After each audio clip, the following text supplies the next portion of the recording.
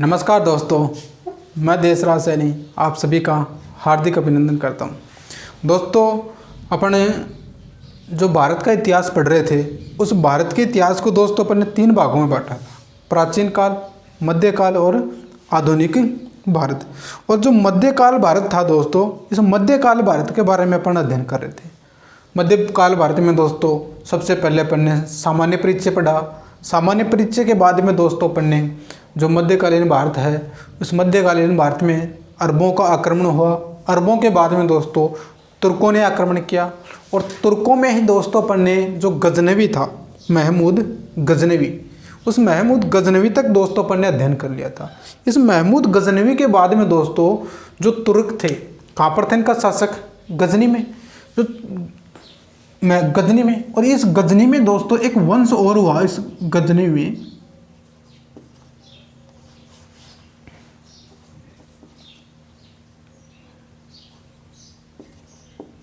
गजनी, ये जो गजनी है दोस्तों, इस गजनी में तुर्कों के जो महमूद गजनवी था, उसके पतन के बाद में दोस्तों इस गजनी में एक वंश का उद्भव हुआ। उस वंश को अपन कहते हैं दोस्तों गौर वंश। क्या कहते हैं दोस्तों? गौर वंश। और इसी गौर वंश का दोस्तों एक शासक था मोहम्मद गोरी।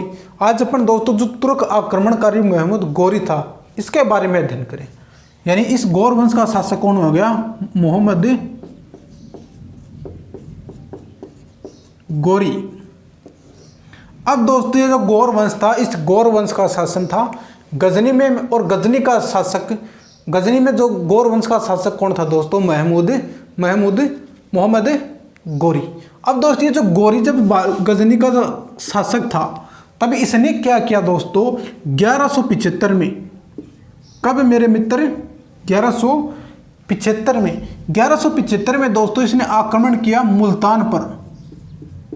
कहाँ पर आक्रमण किया दोस्तों? मुल्तान पर। और जो मुल्तान है दोस्तों, ये सिंध का क्षेत्र था। सिंध यानी पाकिस्तान वर्तमान में। इस मुल्तान पर दोस्तों एक मुस्लिम जाति थी, करमाती। करमाती नामक एक मुस्लिम क्या थी?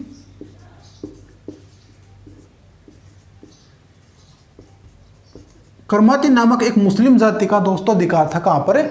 मुल्तान पर। और 1175 में दोस्तों जब मोहम्मद गोरी इस मुल्तान पर आक्रमण करता है और इस करमाती जाति के जो मुस्लिम थे, इन करमाती जाति के मुस्लिमों को पराजित करता है। और पराजित करने के बाद में दोस्तों जो मोहम्मद गोरी थे, ये गोरी ने कहाँ पर अधिकार कर लिया दोस्तों? मुल्तान पर क्या कर लिया?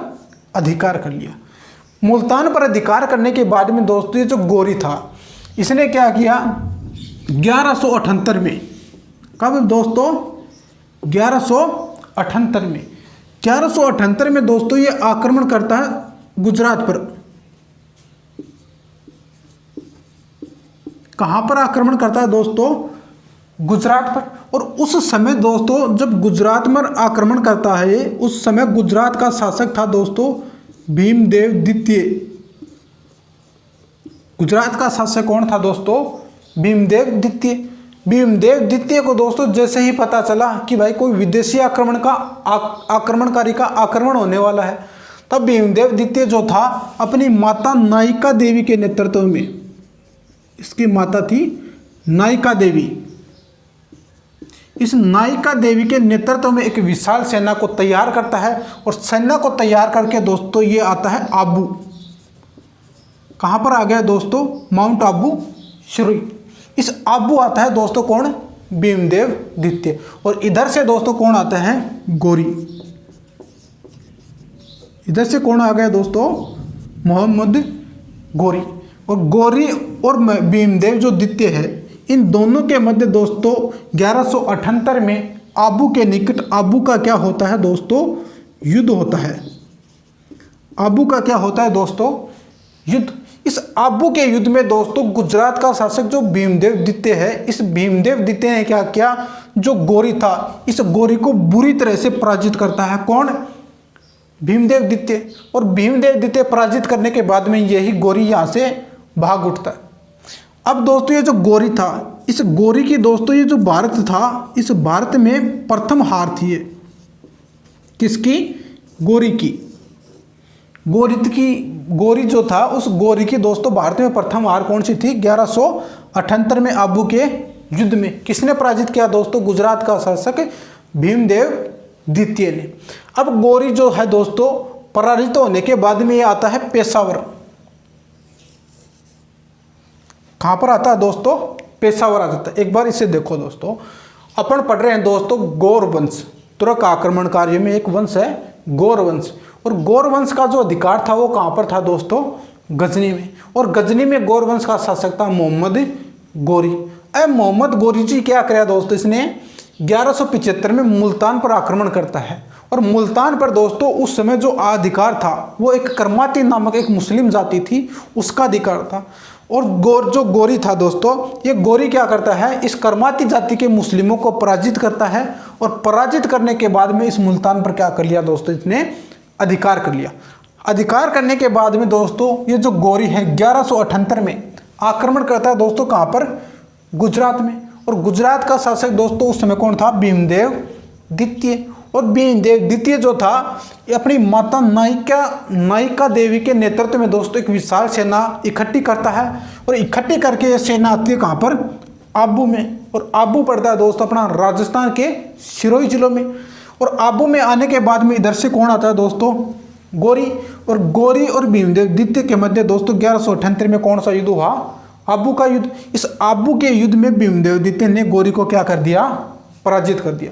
और ये जो गोरी है पराजित हो गया। ये गोरी की दोस्तों जो भारत में प्रथम हार थी वो कौन सी? आबू के युद्ध की थी दोस्तों। ठीक है, इसे आगे देखते हैं दोस्तों।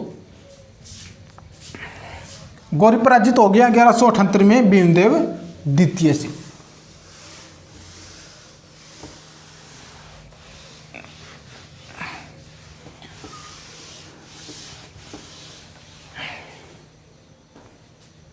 ये लो दोस्तों गोरी। अब दोस्तों ये जो गोरी था 1178 में पराजित होने के बाद में ये आता है पेशावर। और इस पेशावर पर अधिकार कर लेता है। कहां पर? पेशावर पर। फिर पेशावर पर अधिकार करते करते दोस्तों धीरे धीरे आता है 1189 के समथिंग बठिंडा।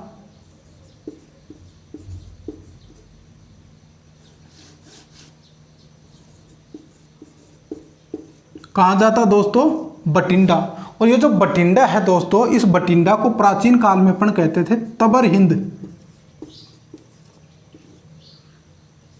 तबर हिंद। और तबर हिंद का ही परिवर्तित रूप क्या है दोस्तों? बठिंडा है। इस बठिंडा पर आकर के ये जो गोरी था ये क्या कर लेता है? अधिकार कर लेता है। लेकिन दोस्तों जो बठिंडा का जो क्षेत्र था वो था दोस्तों अजमेर के चौहान शासक पृथ्वीराज चौहान तृतीय का।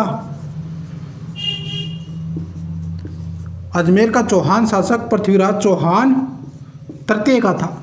अब पृथ्वीराज चौहान तृतीय को पता चला कि भाई अपना जो क्षेत्र है, इस अपने क्षेत्र पर अधिकार कोई विदेशी आक्रमणकारी अधिकारी कर रखा है।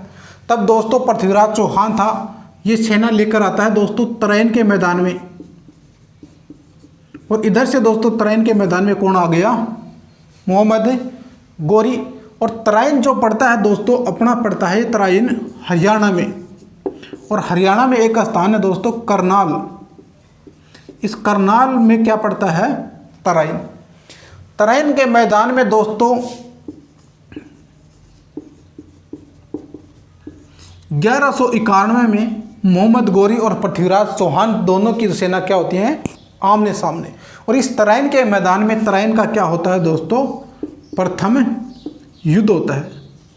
इस तराइन के प्रथम युद्ध में दोस्तों जो अजमेर का पृथ्वीराज चौहान शासक था वो पृथ्वीराज चौहान क्या करता है? इस गोरी को बुरी तरह से पराजित करता है। और पराजित होने के बाद में यही गोरी बीच युद्ध में पीठ दिखा करके भाग जाता है। कौन?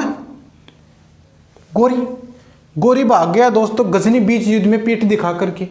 तब दोस्तों जो पृथ्वीराज चौहान था, इस पृथ्वीराज चौहान ने क्या किया? जो गोरी की भागती हुई सेना थी, इस भागती हुई सेना पर दोस्तों इसने आक्रमण नहीं किया। किसने? पृथ्वीराज चौहान ने। और यही दोस्तों पृथ्वीराज चौहान की आगे चलकर एक महत्वपूर्ण भूल साबित हुई। गोरी को पराजित कर दिया तराइन के प्रथम युद्ध में। और इससे पहले दोस्तों जो गौरी था वो 1178 में आबू के युद्ध में गुजरात के शासक भीमदेव से क्या हो गया था, पराजित हो गया था। ये तो दोस्तों अब गौरी को पराजित करने के बाद में दोस्तों जो पृथ्वीराज चौहान था, ये पृथ्वीराज चौहान दोस्तों आ जाता है दिल्ली।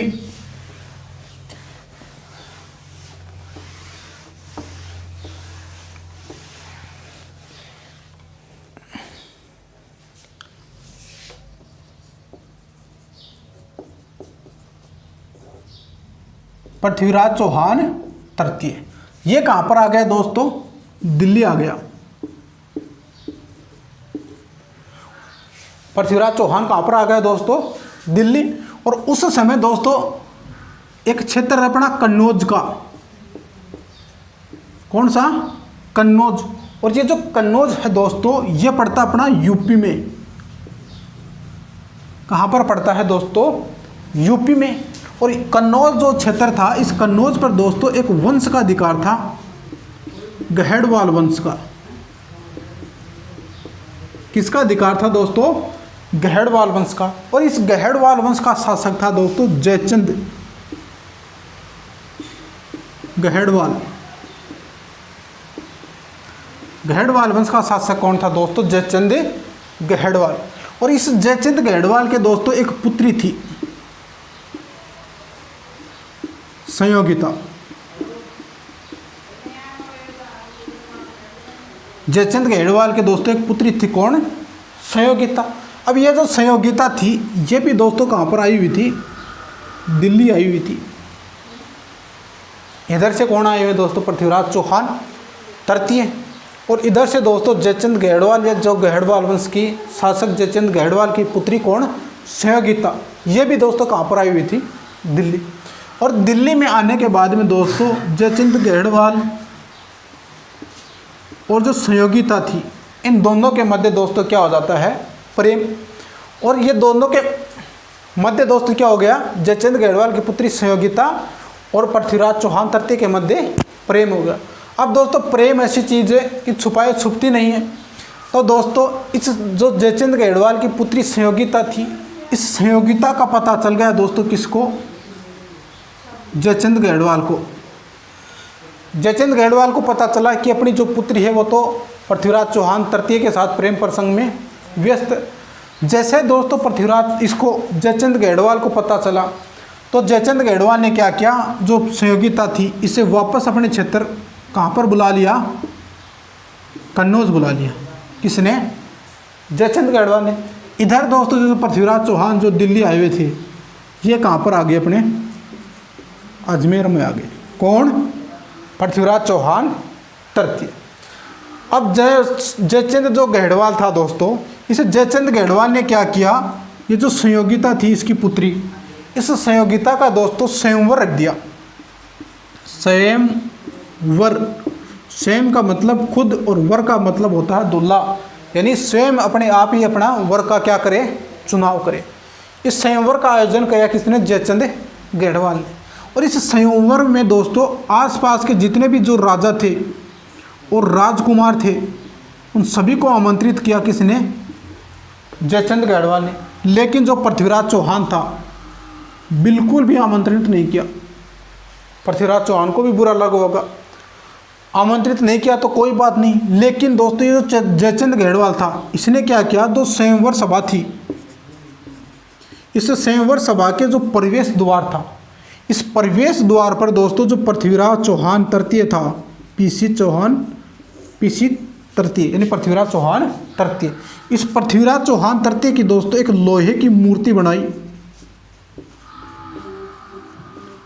लोहे की क्या बनवाई दोस्तों, इसकी एक मूर्ति बना के और एक द्वारपाल पर रख दी, प्रवेश द्वार पर, यानी द्वारपाल के रूप में रख दी। जो जयचंद गहेड़वाल था इस पृथ्वीराज चौहान तृतीय को अपमानित करना चाह रहा था दोस्तों। अब जैसे दोस्तों स्वयंवर सभा का आयोजन किया गया, संयोगिता आई वरमाला लेकर के। अब स्वयंवर सभा में दोस्तों जो वरमाला काम में ली जाती है उस वरमाला को अपन कहते हैं सरस्वती माला, सरस्वती वरमाला। क्या कहते हैं, सरस्वती वरमाला। अब संयोगिता आई दोस्तों स्वयंवर सभा में, ने तो दोस्तों इसे कौन पसंद आया, राजा, और न कौन पसंद आए, कोई राजकुमार। तब संयोगिता ने क्या किया दोस्तों, ये जो लोहे की जो मूर्ति थी पृथ्वीराज चौहान की, इस पृथ्वीराज चौहान तृतीय की जो लोहे की मूर्ति थी, इसके गले में दोस्तों क्या डाल दी, वरमाला। अब जैसे ही इसने संयोगिता ने वरमाला डाली, इस बात का पता चला पृथ्वीराज चौहान को। पृथ्वीराज चौहान भी दोस्तों सेना लेकर के आया और इस जो संयोगिता थी, इस संयोगिता को उठा करके कहाँ पर ले गया दोस्तों, अजमेर में ले गया। और अजमेर में ले जा करके दोस्तों इससे क्या कर लिया, विवाह कर लिया। किसने, जयचंद पृथ्वीराज चौहान तृतीय ने। ऐसा जो विवाह होता है दोस्तों, इस विवाह को अपन कहते हैं गंधर्व विवाह।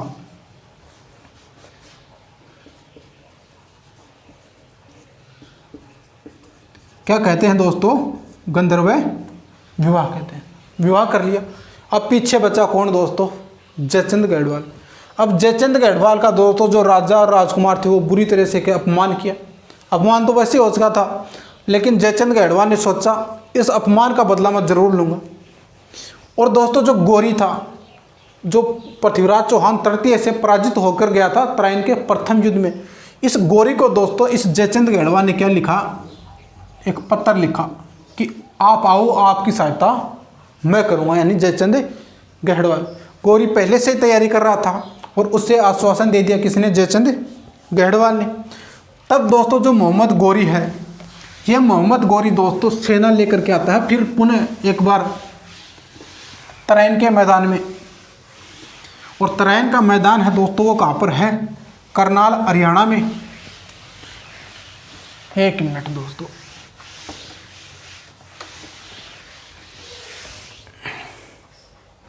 ये लो दोस्तों, जयचंद गढ़वाल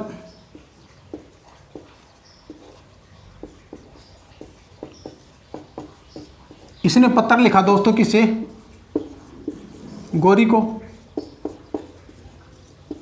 और गोरी सेना लेकर के दोस्तों कहां पर आ गया, तराइन के मैदान में।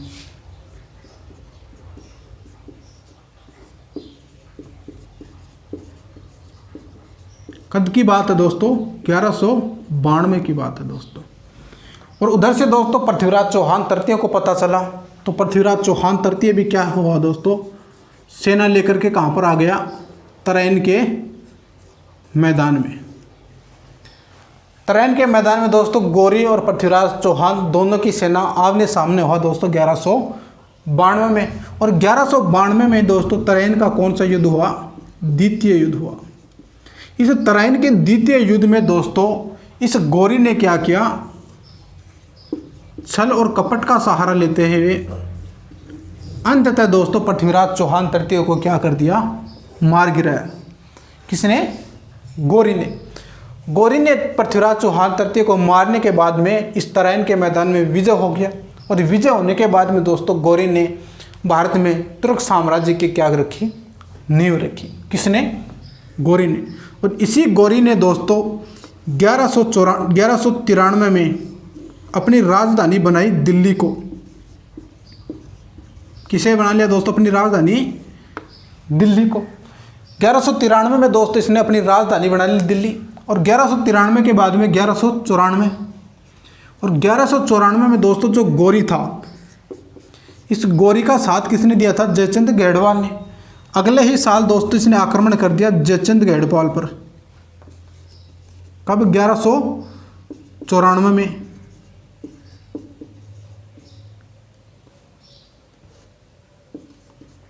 जयचंद गढ़वाल पर आक्रमण कर दिया दोस्तों 1194 में। और चंदावर के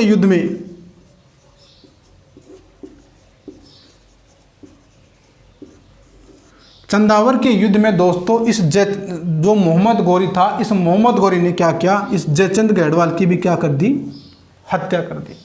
और हत्या करने के बाद में दोस्तों गोरी स्वतंत्र, क्योंकि दोस्तों इस जयचंद गढ़वाल ने इसकी सहायता की थी और इसे दोस्तों इसने क्या कर दिया, पराजित कर दिया।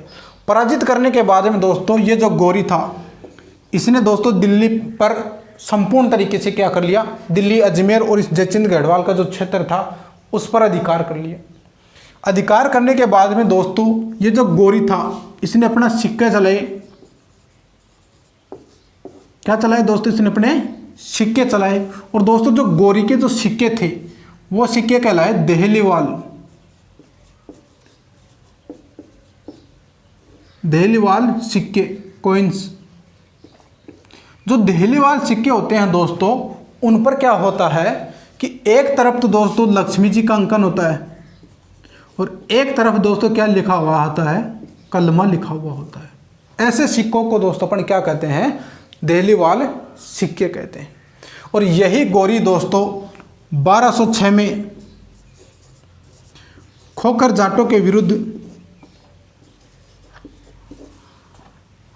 जब ये जो मोहम्मद गोरी था दोस्तों गजनी जाता है, जब गजनी जाता है दोस्तों, तब इस गोरी पर 1206 में खोखर जाटों का क्या होता है, आक्रमण होता है। इस आक्रमण में दोस्तों गोरी जो है बुरी तरह घायल हो जाता है और 1206 में दोस्तों जो मोहम्मद गोरी था वो क्या होता है, 1206 में गोरी की क्या हो जाती है, मृत्यु हो जाती है। तो दोस्तों ये था अपना गौरवंश। गौरवंश में दोस्तों अपन ने क्या देखा, सबसे पहले गौरवंश जो था वो कहाँ था, गजनी में था। और गजनी में दोस्तों गौरवंश का शासक था मोहम्मद गोरी। और इस मोहम्मद गोरी ने दोस्तों 1175 में मुल्तान पर आक्रमण किया, करमाते जाति को पराजित किया, पराजित करके मुल्तान पर अधिकार किया। अधिकार करने के बाद में दोस्तों इसने आक्रमण किया कहाँ पर, गुजरात पर 1178 में। गुजरात का शासक था दोस्तों उस समय भीमदेव द्वितीय। भीमदेव द्वितीय ने क्या किया दोस्तों, अपनी माता नायिका देवी के नेतृत्व में सेना एकत्रित की और आबू के युद्ध में दोस्तों इस गोरी को बुरी तरह से पराजित किया। पराजित करने के बाद में दोस्तों ये जो गोरी था पेशावर आया, बठिंडा यहाँ पर अधिकार कर लिया। बठिंडा का जो क्षेत्र था दोस्तों वो पृथ्वीराज चौहान तृतीय का था। जैसे पृथ्वीराज चौहान तृतीय को पता चला, पृथ्वीराज चौहान सेना लेकर आया और इधर से गोरी और इधर से पृथ्वीराज चौहान तृतीय, दोनों की सेना दोस्तों पृथ्वीराज चौहान तृतीय और गोरी की सेना तराइन के मैदान में आती है। और तराइन कहाँ पर पड़ता है दोस्तों, करनाल में। इस करनाल तराइन का जो मैदान है, इस तराइन के मैदान में तराइन का प्रथम युद्ध होता है 1191 में। तराइन के प्रथम युद्ध में दोस्तों जो पृथ्वीराज चौहान था, इसने दोस्तों जो मोहम्मद गोरी था, इस गोरी को बुरी तरह से पराजित करता है। और यही गोरी दोस्तों बीच युद्ध में पीठ दिखा करके भाग जाता है। इसके बाद में दोस्तों पृथ्वीराज चौहान दिल्ली आता है, सहयोगिता से प्यार प्रेम हो जाता है इसको। इसके बाद में दोस्तों जो जयचंद गढ़वाल था वो पत्र लिखता है गोरी को साथ देने का वादा करता है। गोरी आता है दोस्तों पुनः तराइन के मैदान में 1192 में और तराइन का दोस्तों द्वितीय युद्ध होता है। इस तराइन के द्वितीय युद्ध में दोस्तों जो पृथ्वीराज चौहान था वो लड़ता हुआ वीरगति को प्राप्त होता है। लेकिन दोस्तों अपन जो अजमेर का चौहान पढ़ेंगे, उस अजमेर के चौहान वंश में देखेंगे दोस्तों जो पृथ्वीराज चौहान था, इसकी मृत्यु के संदर्भ में दोस्तों अनेक इतिहासकारों ने अलग अलग मत दिया है। तराइन के द्वितीय युद्ध में दोस्तों गोरी विजय हुआ। विजय होने के बाद में दोस्तों जो गोरी था उसने 1193 में अपनी राजधानी बनाई दिल्ली को, और दिल्ली को 1193 में राजधानी बनाई। 1194 में चंदावर के युद्ध में दोस्तों मोहम्मद गोरी ने इस जयचंद गढ़वाल को पराजित किया। जो चंदावर है दोस्तों ये पड़ता अपना फरीदाबाद में पड़ता है दोस्तों चंदावर। और 1194 में चंदावर के युद्ध में जयचंद गढ़वाल को पराजित किया। और 1206 में दोस्तों जो गोरी था वो गजनी जाता है। रास्ते में दोस्तों आक्रमण होता है खोखर जाटों का, और खोखर जाटों से दोस्तों आक्रमण में दोस्तों गोरी बुरी तरह घायल हो जाता है। और 1206 में दोस्तों गोरी की क्या हो जाती है, मृत्यु हो जाती है। और इस गोरी ने दोस्तों एक सिक्का चलाया था देहलीवाल सिक्का। इस देहलीवाल सिक्के पर दोस्तों एक तरफ लक्ष्मी का अंकन मिलता है और एक तरफ दोस्तों किसका, कलमा का अंकन मिलता है। तो दोस्तों ये थे अपने तुर्क आक्रमणकारी। और इस तुर्क को इसी गोरी का दोस्तों एक गुलाम था कुतुबुद्दीन ऐबक। तो दोस्तों अपन कल अगली जो क्लास होगी अपनी, उस अगली क्लास में दोस्तों अपन गुलाम वंश का शासक गोरी का गुलाम कुतुबुद्दीन ऐबक के बारे में अध्ययन करेंगे दोस्तों। धन्यवाद दोस्तों।